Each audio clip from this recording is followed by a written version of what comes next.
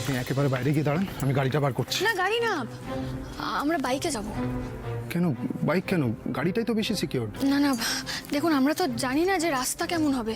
যদি সরু কোনো গলি হয় ওখান দিয়ে বাইক নিয়ে যাওয়াটা বেশি সুবিধার হবে। আর তাছাড়া গাড়ি নিয়ে না ঠিক লুকোনো যায় না। ঠিক বলেছেন আপনি, বাইকটাই বেশি সেফ হবে। চলুন। কি হলো, দাঁড়িয়ে পড়লেন কেন? ও চাবিটা ভুলে গেছেন? না আমি ভাবছি যে বাড়িতে কাউকে কিছু বলে যাব না। কাকে বলবেন? তাছাড়া আপনার কি মনে হয় মা বাবা জানতে পারলে আমাদের যেতে দেবে? চলুন, দাঁড়িয়ে থাকবেন না। এইভাবে দাঁড়িয়ে থাকলে কেউ যদি দেখে নেয় আমাদের অনেক প্রশ্নের উত্তর দিতে হবে। চলুন। দাঁড়াও।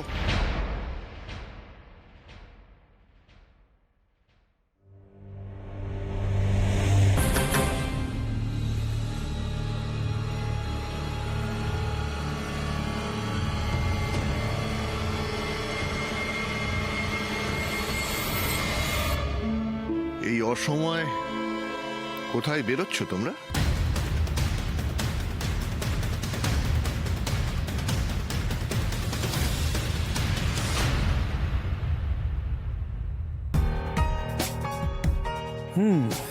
তোমাকে এইভাবে দেখে চোখ জুড়িয়ে গেল। কতদিন পর তুমি এরকম ভাবে আরাম করতে পারছো? হ্যাঁ, সেই জন্যই তো তড়িঘড়ি তোকে আমার কাছে নিয়ে এলাম। তুই না থাকলে এখন আমার কি হতো বলতো? বই না পড়ে আমাকে হেসেল ঠেলতে হতো। তা তুমি তুমি খুশি তো? খুব খুশি। তোর মতন চাঁদপানা ছেলে যার কাছে আছে, যে মাকে নিয়ে এতটা ভাবে, তার মা খুশি না হয়ে থাকতে পারে? কিন্তু তোমায় একটা কথা বলতো, তুই বর্ষার সাথে এত নরম গলায় কথা বলিস কেন? কি রে, আমি আজ সকালেও কিন্তু দেখেছি, চাটা যেই পড়ে গেল তুই দৌড়ে মুছতে গেলি কেন? আরে তাতে তাতে কি আছে মা? কি আছে মানে? দেখ, আমরা যেটা করছি সেটা তো আমরা নিজের ইচ্ছায় করছি না। দাদা যেমন যেমন বলেছেন আমরা তেমন তেমনই করছি, যাতে বর্ষা একটু জব্দ হয়। মম, সবকিছু জেনে শুনেও আমি বর্ষার সাথে এত মিষ্টি ব্যবহার করি, তার পিছনে একটা কারণ আছে। কি কারণ? বর্ষার কথাটা ভুলে গেলে? ভাগ্যের চাকা কখন কোন দিকে ঘুরে যায় কে বলতে পারে? আমি বলতে পারি। আমি তোকে বলছি, দাদা আর কোনোদিনও বর্ষার দিকে ফিরে তাকাবে না। এই কথাটা আমি তোকে এক্ষুনি লিখে দিতে পারি। নাও তো হতে পারে। মামার মুড কখন সুইং হয় কে বলতে পারে? কখনো কাছের মানুষকে দূরে সরে দিতে পারে, কখনো আবার দূরের মানুষকে কাছে নিয়ে আসতে পারে। আর বর্ষার কথাটা যদি ঠিক হয়, ওর ভাগ্যের চাকা যদি ঘুরে যায়, মামার সমস্ত রাগ যদি গলে জল হয়ে যায়, তাহলে তো সিচুয়েশনটা কাউকে সামলাতে হবে, আর সেটা আমি সামলাবো। তাই তুমি গরমে আর আমি নরমে বর্ষাকে হ্যান্ডেল করব। তাতে তো দুজনেই লাভবান হব, তাই না?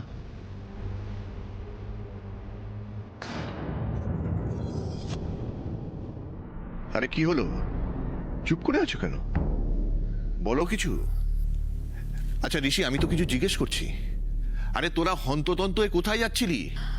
কাকুমণি বলছে আমরা ফিরে এসে বলি তোমাকে, এখন আসলে আমাদের খুব দেরি হয়ে যাচ্ছে। মানে কি এমন জরুরি কাজ যে এক্ষুনি বেরোতে হবে তোমাদের? চুপ করে থেকো না বকুল, প্লিজ। দেখো, এমন কোনো কথা আমার কাছে গোপন করো না বকুল, যেটা আমি পরে জানতে পারলে হতে পারে কোনো দিনই তোমাকে আমি ক্ষমা করতে পারলাম না। আর তাছাড়া এখন তো অনেক সন্ধে হয়ে গেছে। তোমাদের দেখে যতদূর মনে হচ্ছে কাউকে কিছু না বলেই তোমরা বেরিয়ে যাচ্ছিলে। কখন ফিরবে ঠিক আছে, তারও কোনো ঠিক নেই। আচ্ছা, ইন দ্য মিন টাইম বাড়ির লোকেরা যদি তোমাদের খোঁজ করে, আমাকে জিজ্ঞেস করে আমি কিছু জানি কিনা, কি উত্তর দেব তখন? মিথ্যে বলবো ঋষি? এটাই বলবো? না গো, ওদের সঙ্গে আমার দেখা হয়নি। নাকি বলবো ওরা তো এখন অনেক বড় হয়ে গেছে, তাই ওদেরকে জিজ্ঞেস করা সত্ত্বেও আমাকে কোনো উত্তর দিল না, বেরিয়ে চলে গেল। কোনটা বলবো বল? কাকুমণি প্লিজ তুমি ডিসঅ্যাপয়েন্টেড হয়েও না। আমি বলছি আমরা কোথায় যাচ্ছি।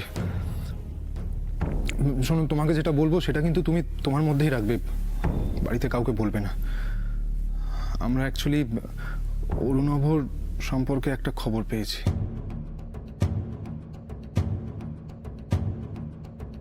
কি কি খবর?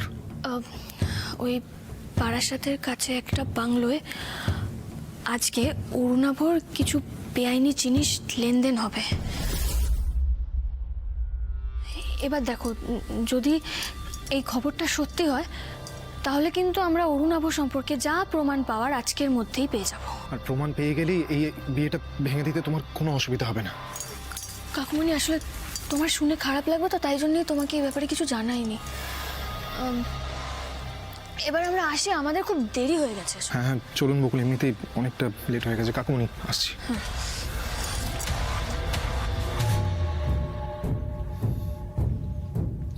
তোমাদের এই সাপ লুডো খেলার দানটা আমি উল্টে দেব। তোমার এত বড় সাহস, তুমি আমার সঙ্গে চালাকি করে এশার সঙ্গে দীপের বিয়ে দিতে চাইছো? ঠিক আছে বকুল, আমিও দেখব তোমার এই আশা কিভাবে পূরণ হয়।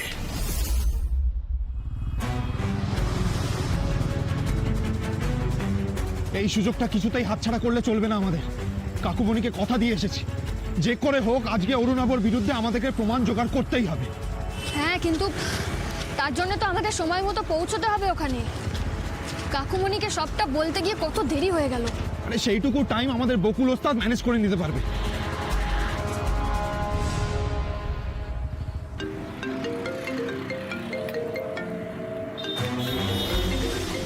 কোনটা আমাকে দিন, আপনি বাইক চালান, সময় নষ্ট করলে চলবে না। চালান চালান, বাইক চালান। হ্যালো। ও জামাইবু, আপনার বাড়ি থেকে বেরিয়ে গেছেন? হ্যাঁ হ্যাঁ, রাস্তায় আছি। বারাসাত পৌঁছে আমাকে একটা ফোন করবেন। বিচ্ছু যে বাংলো বাড়ির কথা বলেছিল, অরুণাভ সেই দিকটাতেই যাচ্ছে। আমি ওকে ফলো করছি। হ্যাঁ, পৌঁছচ্ছি আমরা। ওকে, রাখছি।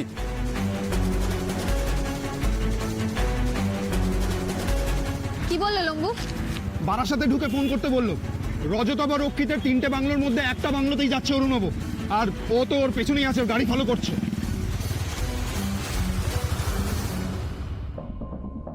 আপনি কি বিজি? বলো সমর, তোমার জরুরি ইনফরমেশনটা বলো। আপনি কি করে বুঝলেন যে আমি কোনো ইনফরমেশন দেওয়ার জন্য আপনাকে ফোন করেছি? কোনটা কাজের ফোন আর কোনটা কাজের নয় সেটাই যদি না বুঝতে পারলাম, তাহলে এত বছর রাজনীতি কি করলাম আর মন্ত্রী বা কি হলাম? হ্যাঁ, সে তো বটেই, আপনার উপস্থিত বুদ্ধির কোনো তুলনা নেই। এনিওয়ে, যে কারণে আপনাকে ফোনটা করেছিলাম, অরুণাভ এখন কোথায়? কেন বলো তো? না, আমি এই জন্য জিজ্ঞেস করলাম যে অরুণাভ কি এমন কোথাও গেছে যেখানে ওর যাওয়া উচিত নয়, বা এমন কিছু করছে যেটা বেআইনি? হঠাৎ এরকম প্রশ্ন কেন করছো? না, আমি এই জন্যই করলাম, ঋষি আর বকুল এক্ষুনি বেরোলো, বলে গেল যে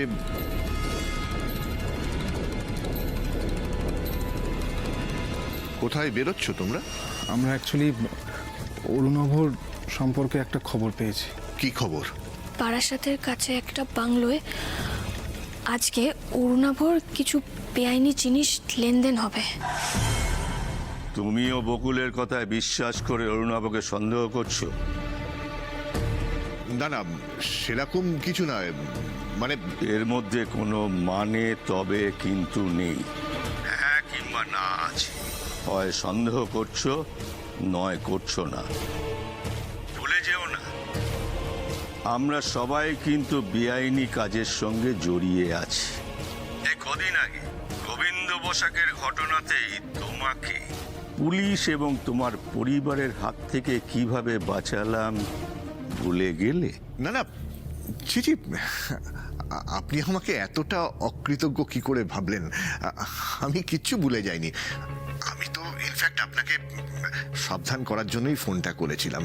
প্লিজ প্লিজ রজতবাবু, ডোন্ট টেক ইট আদারওয়াইজ। আসলে আমিও এখন বুঝে গেছি বকুল কেন অরুণাভকে দোষী সাব্যস্ত করতে চাইছে। তোমার ভাইপোটিও দেখছি বকুলের সঙ্গে হাত মিলিয়েছে।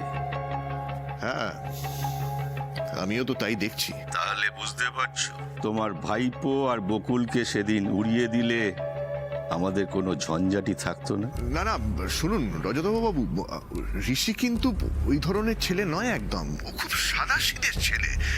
আসলে এই বকুলই ওর মাথাটা খাচ্ছে, জানেন। এনিওয়ে, আপনি কিচ্ছু চিন্তা করবেন না। কোনো অবস্থাতেই আমি এই বিয়েটা ভাঙতে দেব না, আপনাকে আমি কথা দিলাম। বেশ, শুধু একটাই আপনাকে রিকোয়েস্ট, আপনি শুধু অরুণাভকে একটু সাবধান করে দিন। Sure. Thank you for your information. Bye. By.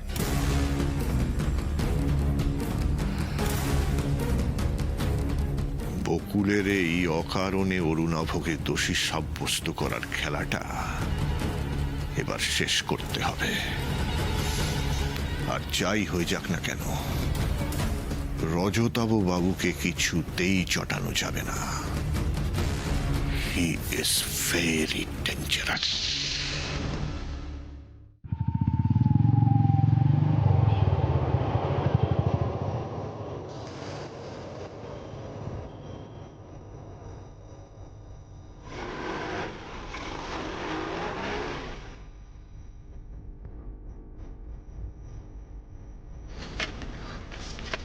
কি রে?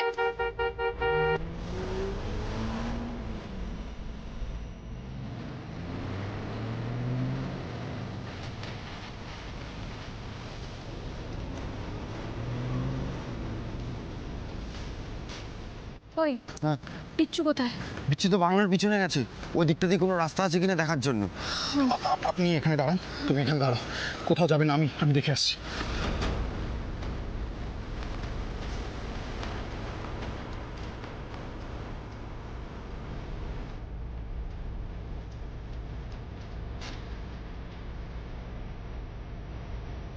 বকুল, কি কি দেখলেন? আমি এন্ট্রেন্সটা খুব ভালো করে দেখে এসেছি। ওখানে কড়া সিকিউরিটি আছে, ঢোকা সম্ভব নয়।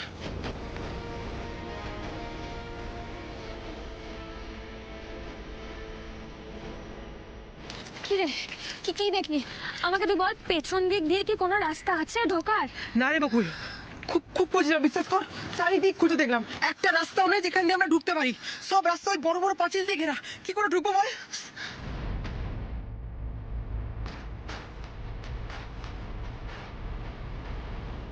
বকুল, আমরা ভেতরে ঢুকবো কি করে? একটু ভাবুন।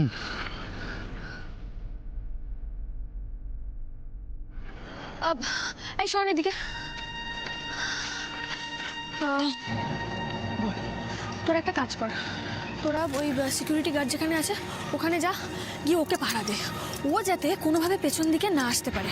আমি দেখি পেছন দিক দিয়ে মানে পাঁচিল টপকানো যায় কিনা, ঠিক আছে? আচ্ছা বকুল, তুই কোনো টেনশন করিস না, আমরা দেখছি, ঠিক আছে? চল দিকটা দেখ কি করা যায়। চল চল, দেরি করিস না, চল চল তাড়াতাড়ি চল। বকুল, আপনি কি পাঁচিল টপকাবেন? হ্যাঁ, ও আমার অভ্যেস আছে। আপনি একটা কাজ করুন, আপনি এখানেই থাকুন, আপনি কোথাও যাবেন না, ঠিক আছে? মানেটা কি? হ্যাঁ, আপনাকে এখানে একা বিপদে ফেলে আমি চলে যাব? আমি থাকবো না আপনার কাছে? আপনি ভাবলেন কি করে এটা? দেখুন, আমার কিছু হবে না, আপনি তো ভাববেন না, ঠিক আছে? মানে আমাকে যে করেই হোক ভেতরে তো ঢুকতেই হবে, নাহলে নাহলে তো আমার কাজটা কিছুতেই হবে না। আর দেখুন, আমি আমার জন্য আপনাকে কোনোভাবে বিপদে ফেলতে পারবো না। না, এটা ব্যাস। এটা আপনি ভাবছেন কি করে? আমি তো সেটাই বুঝতে পারছি না। কি করে ভাবছেন আপনি? আপনাকে বিপদে ফেলে দিয়ে আমি চুপচাপ এখানে শান্তভাবে দাঁড়িয়ে থাকবো? দেখুন বকুল, লড়াইটা কিন্তু আপনার একার নয়, লড়াইটা আমার আর আপনার দুজনের। সুতরাং যা হবে আমাদের একসাথে হবে।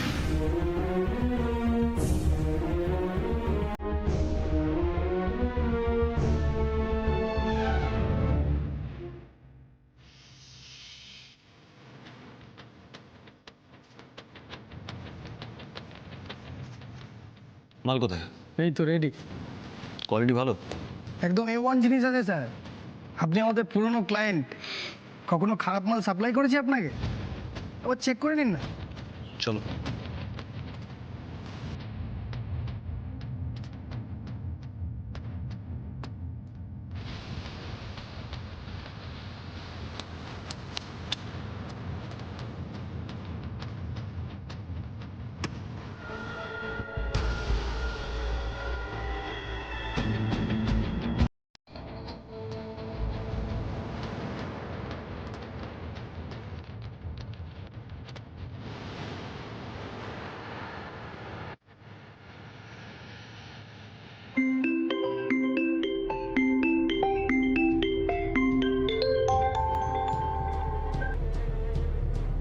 হ্যাঁ ড্যাড, বলো।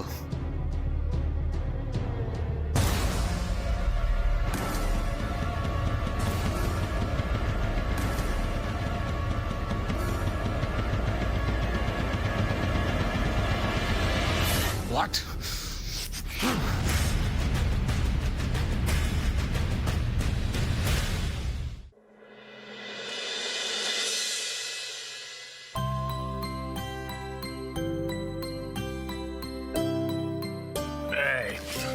বাহ, ফার্স্ট ক্লাস চা হয়েছে। এই ঠান্ডা এটাই সবচেয়ে ভালো।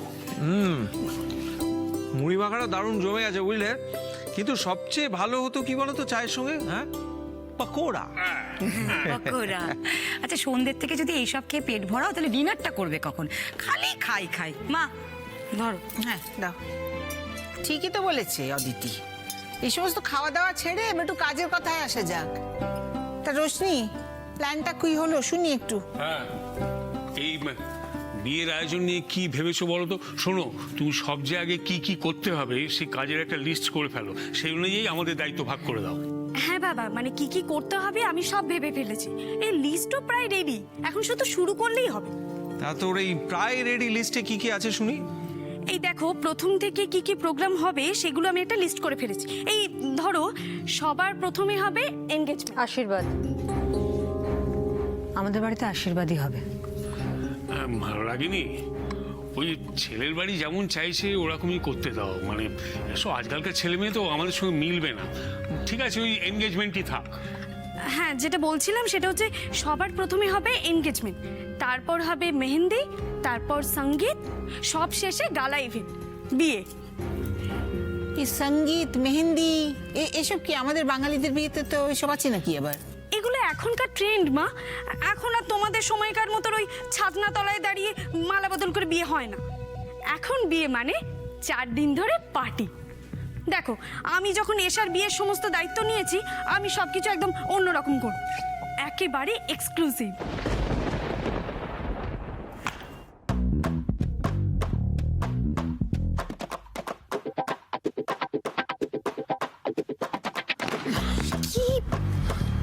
আপনি এটা কি করলেন? আমি তো আপনাকে বললাম বাইরে অপেক্ষা করতে, আপনি এখানে কেন এলেন? আমি বাইরে দাঁড়িয়ে দাঁড়িয়ে টেনশন করব, হ্যাঁ? আর আপনি ভেতরে একা একা যাবেন। বেশ করেছি এসেছি। একটা কথা বলেছিলাম শুনতে, সেটাও শুনলেন না। কথা বলুন, বকুল আমাদের কেউ শুনে নেবে। আসুন আসুন।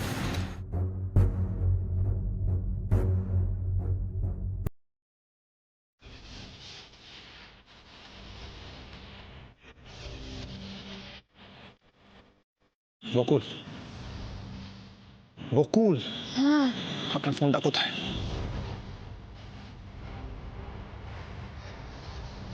সাইলেন্ট আছে তো?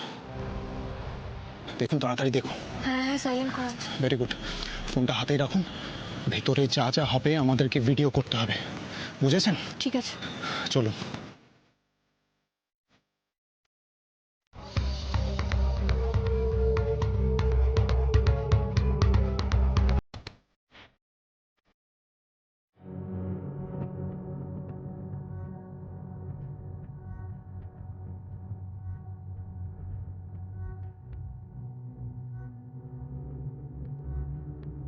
আজ তো তুমি শেষ অরুণাব রক্ষিত।